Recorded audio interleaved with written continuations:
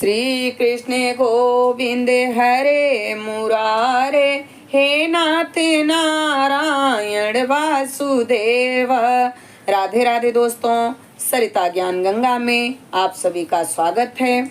आइए हम श्री कृष्ण के चरणों में प्रणाम करते हुए श्रावण मास के कृष्ण पक्ष में आने वाली कामिका एकादशी की व्रत कथा का श्रवण करें।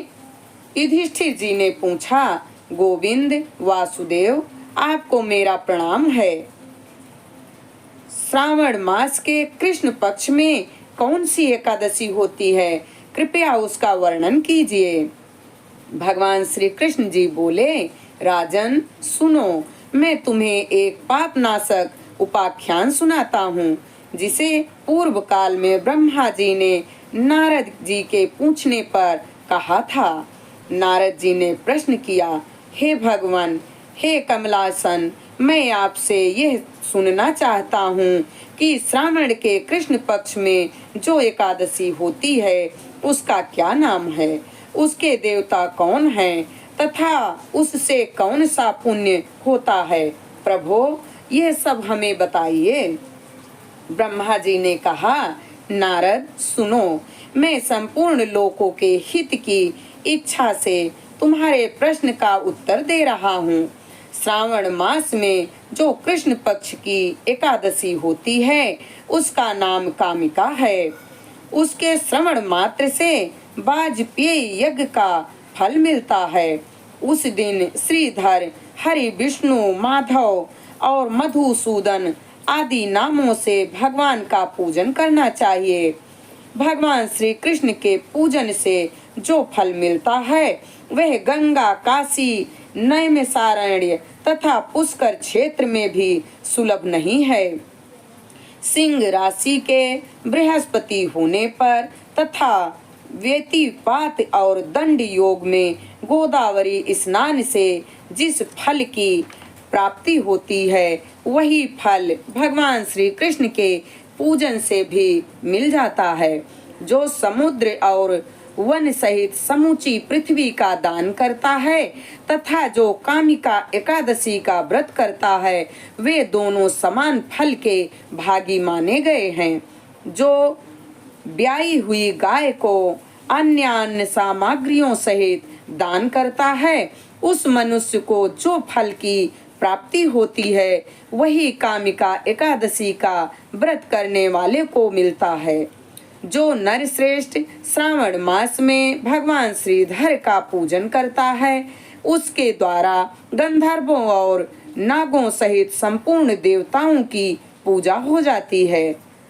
अतः पाप भीरु मनुष्यों को यथाशक्ति पूरा यत्न करके कामिका एकादशी के दिन श्री हरि का पूजन करना चाहिए। जो पाप रूपी पंख से भरे हुए संसार समुद्र में डूब रहे हैं उनका उद्धार करने के लिए कामिका एकादशी का व्रत सबसे उत्तम है। आध्यात्म विद्या परायण पुरुषों को जिस फल की प्राप्ति होती है उससे बहुत अधिक फल कामिका एकादशी व्रत का सेवन करने वालों को मिलता है। कामिका एकादशी का व्रत करने वाला मनुष्य रात्रि में जागरण करके न तो कभी भयंकर यमदूत का दर्शन करता है और न कभी दुर्गति में ही पड़ता है। लाल मणि, मोती और मूंगे आदि से पूजित होकर भी भगवान विष्णु वैसे संतुष्ट नहीं होते जैसे तुलसी दल से पूजित होने पर होते हैं। जिसने तुलसी की मंजरियों से श्री केशव का पूजन कर लिया है उसके जन्म भर का पाप निश्चय ही नष्ट हो जाता है।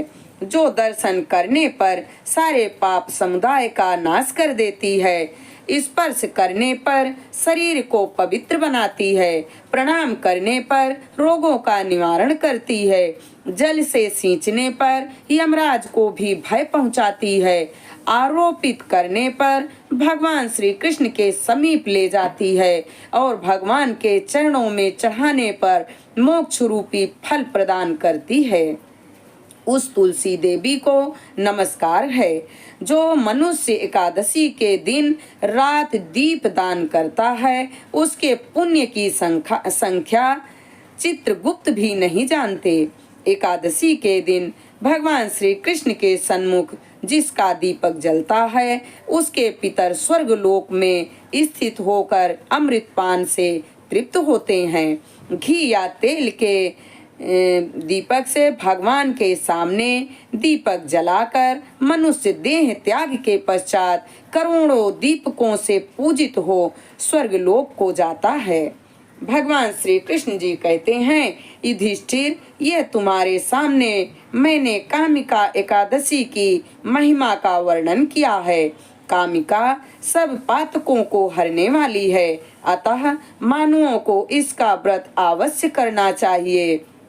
यह स्वर्गलोक तथा महान पुण्य फल प्रदान करने वाली है। जो मनुष्य श्रद्धा के साथ इसका महात्म्य श्रवण करता है वह सब पापों से मुक्त हो श्री विष्णु लोक में जाता है। यहाँ पर कामिका एकादशी व्रत कथा संपूर्ण हुई।